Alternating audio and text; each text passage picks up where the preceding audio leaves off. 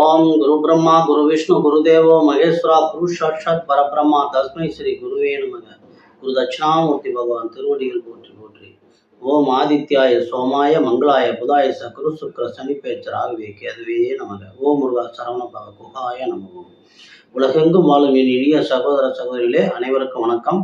நிறைய பேர் நம்ம சேனலுக்கு ஆதரவு கொடுத்துட்டு இருக்கிறீங்க, எல்லா நல்ல உள்ளங்களுக்கும் முதல்ல நன்றி। இன்னைக்கு நம்ம பார்க்க போகிறது இந்த பதிவில் என்னன்னா, ஏப்ரல் 2024 உண்டான கடக ராசிக்கு பலன்களை பார்க்க போகிறோம்। இந்த கடக ராசிக்கு முதல்ல பலன்கள் பார்க்கறதுக்கு முன்னாடி கிரக நிலைகள் எப்படி இருக்குது அப்படிங்கிறத முதல்ல பார்த்துடலாம்। ரெண்டாவது இதில் ஒவ்வொரு நட்சத்திரங்களுக்கும் இந்த ராசியினுடைய அதிதேவதை இதில் கொடுத்துருக்குறோம்। ரெண்டாவது நட்சத்திரங்களுக்கு உள்ளே இருக்கக்கூடிய நட்சத்திரங்களுக்கும் யார் யார் தேவதை அதிதேவதை அப்படிங்கிறத கொடுத்துருக்குறோம்।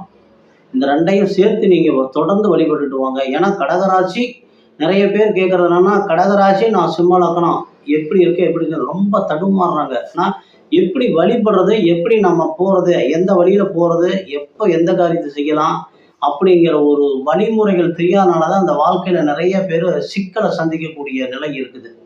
அதனால் உங்களுக்கு நீங்கள் அந்த கஷ்டம் படக்கூடாது அப்படிங்கிற உசரம் தான் ஒவ்வொரு நட்சத்திரத்திற்கும் ஒவ்வொரு மாதத்துக்கும் சுப நாட்கள் அசுப நாட்கள் யோக நாட்கள் தனித்தனியாக பிரித்து கொடுத்துருக்குறோம்। அந்த சுப நாட்களில் நீங்கள் தாராளமாக நீங்கள் எந்த வேலையாக இருந்தாலும் தைரியமாக செய்யுங்க, தோல்விங்கிறத வரவே வராது। அதே மாதிரி அசுப நாட்களில் முடிஞ்ச வரைக்கும் புதிய முயற்சிகளை தவிர்த்துருங்க।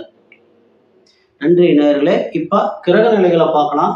உங்களுடைய ராசிக்கு 4ஆம் இடத்து அதிபதியான சுக்கிரன் அவரே உங்களுக்கு லாபஸ்தானத்துக்கும் வர்றார்। லாபஸ்தானத்துக்கு 4ஆம் இடத்திற்குமான சுக்கிரன் இதுதான் உங்களுக்கு இது வரைக்கும் இல்லாத ஒரு மிகச்சிறந்த ஒரு சிறப்பு। 9ஆம் இடத்துல உச்சம் அடைகிறார்। ராசிக்கு 9ஆம் இடத்துல ராசிக்கு லாபாதிபதியும் வீடு வண்டி வாகன யோகங்களை வழங்கக்கூடிய சுகஸ்தானாதிபதியும் ஆன சுக்கிர பகவான் ராசிக்கு 9ஆம் இடத்துல உச்சம் அடைகிறார்। 7ஆம் இடத்து அதிபதியினுடைய சாரத்துல உச்சமடைகிறாரு। அந்த உச்சமடைஞ்சு உங்க ராசிக்கு 3ஆம் இடத்தை பார்வையிடுகிறார்। அதே மாதிரி உங்க ராசிக்கு 2ஆம் இடத்து அதிபதியான தனகாரகனான தனம் வாக்கு குடும்பத்துக்கு உரியவரான சூரிய பகவான் ராசிக்கு 9ஆம் இடத்துல பாக்கியஸ்தானத்துல இருக்காரு। அது அடுத்தது 14/1 உங்களுக்கு அவரு சூரிய பகவான் 10ஆம் இடத்துல திக்பலம் அடைகிறார்। ஆக தனகாரகன் திக்பலம் அடைகிறது இன்னும் சிறப்பு। பாக்கியஸ்தானத்துல சுப லாபாதிபதி இருக்கிறது இன்னும் ரொம்ப சிறப்பு। இது வரைக்கும் உங்களுக்கு இருந்த எல்லா கஷ்டங்களும் நீங்கக்கூடிய ஒரு அற்புதமான மாதம்। உங்களுடைய ராசிக்கும் விரயஸ்தானத்திற்கும் அயன சயன போக விரயஸ்தானத்திற்கும் தைரிய வீரிய போகஸ்தானத்திற்கும் உண்டான புதன் பகவான் இந்த மாத ஆரம்பத்துல உங்க ராசிக்கு 10ஆம் இடத்திலிருந்து அவர் 9ஆம் இடத்திற்கு வக்கரம் அடைகிறார்। வக்கரம் அடைந்து மீனத்துக்கு 9ஆம் இடத்திற்கு போறார், பாக்கியஸ்தானத்திற்கு।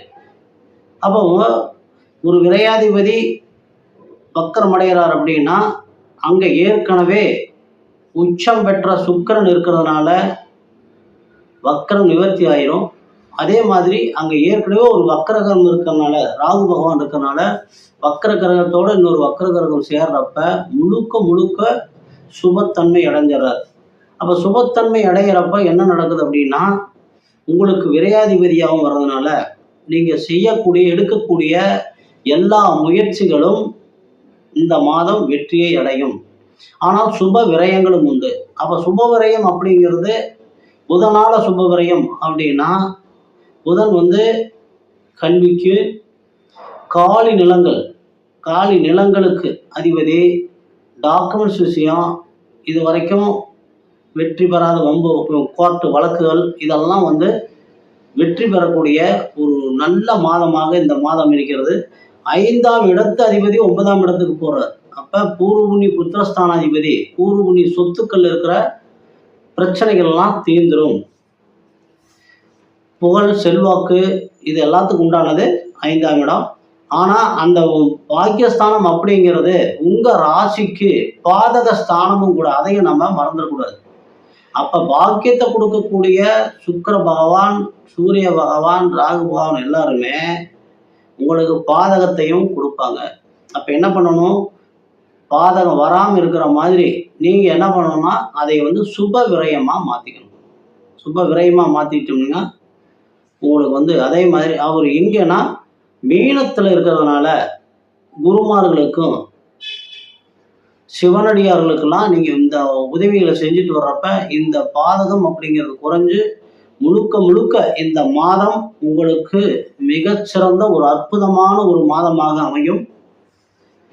இதுவரைக்கும் இல்லாத ஒரு யோகம். அதே மாதிரி உங்கள் ராசிக்கு அதிபதியான சந்திரன் மிதுனத்துக்கு வர்றப்பவும் தனுசுக்கு வர்றப்பவும் உங்களுடைய ராசிக்கு 12ஆம் இடத்துக்கு வர்றப்பவும் சுக்கிரனுக்கு உண்டான மாளவிய யோகத்தில் கொஞ்சம் கொஞ்சம் உங்களுக்கு கிடைக்கும். ஏன்னா முழுக்க கிடைக்கணும்னா சந்திரனுக்கு கேந்திரத்தில் சுக்கிரன் தான் மாளவிய யோகம் வரும். ஆனால் உங்கள் ராசி விதி கோச்சாரத்தில் இந்த இடங்களில் வர்றப்பெல்லாம் உங்களுக்கு தனவரவு திடீர்னு அந்த தனவரவுகள் சுக்கிரன் கொடுக்கறது அவ்வளோ அற்புதமாக உங்களுக்கு கொடுப்பாரு.